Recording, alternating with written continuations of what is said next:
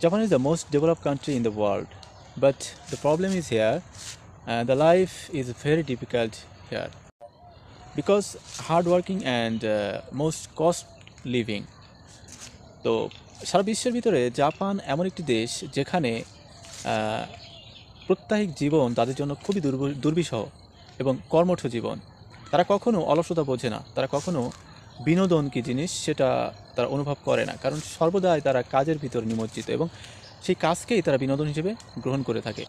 আপনি কি জানেন যে গত 100 বছরে জাপান তাদের যে উদ্ভাবনী শক্তি এবং বুদ্ধিমত্তা দিয়ে যে স্থানে পৌঁছেছে সারা বিশ্বে, আপনি যদি পর্যবেক্ষণ করেন যে 282 দেশ আছে, তো সেই দেশগুলোর ভিতরে অন্তত 10টা দেশের তালিকায় শীর্ষস্থানে আছে জাপান।